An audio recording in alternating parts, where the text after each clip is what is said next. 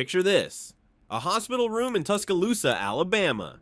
A 19-year-old kid, wig big as a house, dreams as wide as a football field, sitting in a plastic chair, being told that his newborn baby girl, might never walk. The doctors had a name for it: spina bifida, a condition where the spine doesn't fully close in the womb. And this kid, he had no money, no plan, no boxing gloves, and now a daughter who needed him to figure something out fast. That kid's name was Deontay Wilder, and what he decided to do next changed heavyweight boxing forever. Welcome to Knockout Kings Elite.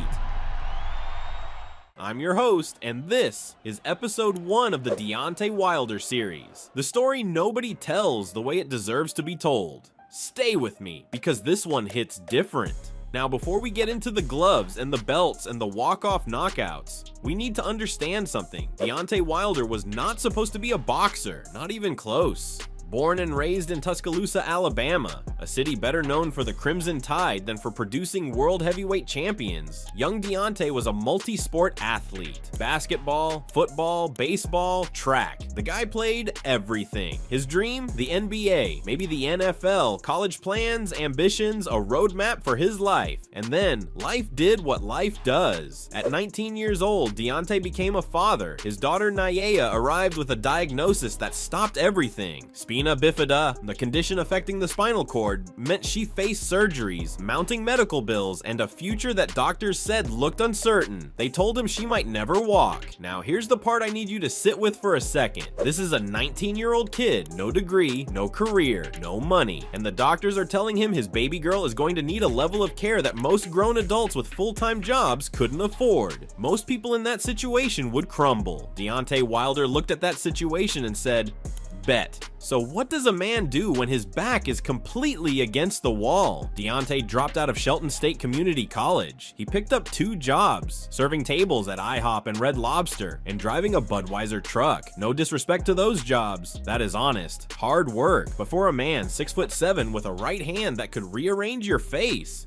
he knew he needed to aim somewhere bigger. Here's where it gets good. He walked into a boxing gym at 20 years old. 20 years old. For context, most professional fighters have been training since they were 8 or 9 years old. Hundreds of amateur fights, tournaments since childhood. Wilder walked in as practically a grown man and told them he wanted to be heavyweight champion of the world. The people in that gym probably tried not to laugh, tried being the key word. Because Wilder didn't learn boxing through years of theory and technique, he learned it the way a man learns anything when he's desperate, with urgency, with pressure, and with everything on the line. His daughter's medical bills weren't going to wait. The clock was ticking, and that pressure, that's what forged him. Forged by pressure. Now I want you to understand what happened next, because it is almost impossible. In 2007, just 2 years after picking up boxing gloves for the first time, Deontay Wilder won the National Golden Gloves Tournament. The Golden Gloves. For non-boxing fans, that's like walking into a basketball gym at 20, never having played organized ball, and making the all-star team in 2 years. He was beating fighters with 10, 15 years of experience on him. Then in 2008, Beijing, the Olympic Games. Deontay Wilder, a man who less than 3 years earlier was driving a beer truck in Alabama, was now representing the United States of America on the world stage. He brought home a bronze medal. Let that breathe for a second. Bronze, Olympic, medal in under 3 years of boxing, and the whole time, through every training session, every amateur bout, every flight to a tournament, he was thinking about one person, Nayea, his daughter, the reason he started. He said it himself, she is the reason I fight.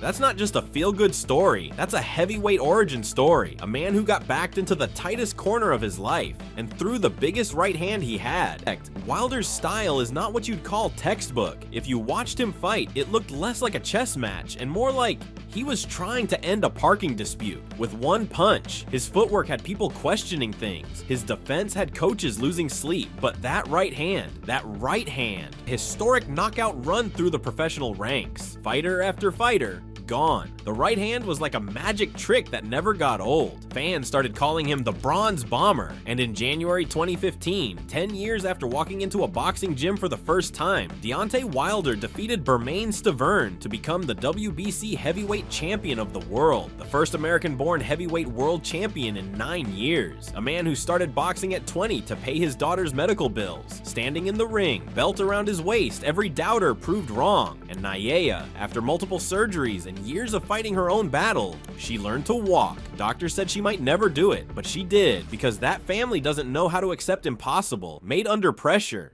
Now here's where I have to stop you, because if I told you this was a clean, straightforward success story, I'd be lying to you, because at the absolute peak of his career, belt on his waist, money in the bank, conspiracy theories, spiked water bottles, a trainer Wilder felt betrayed him, a split decision that still haunts him to this day, and a press conference in London in 2026 where Wilder stood up out of his chair and advanced on a TV host who wouldn't stop asking about it. That's episode 2, and I promise you, it is wild. You just watched episode 1 of the Deontay Wilder series right here on Knockout Kings Elite. And if you stayed to this point, you already know more about the real Deontay Wilder than 90% of boxing fans on this platform. But here's what you don't know yet. Episode 2 is where a man at the top of the world starts to come apart at the seams. Because episode 2 drops this week, and if you are not subscribed, YouTube will not show it to you. That's just the algorithm. Don't let it win. We're building something real over here at Knockout Kings Elite. We don't do highlight reels. We don't do surface level recaps. We tell the full story, the drama, the glory, the downfall, all of it. Knockout Kings Elite,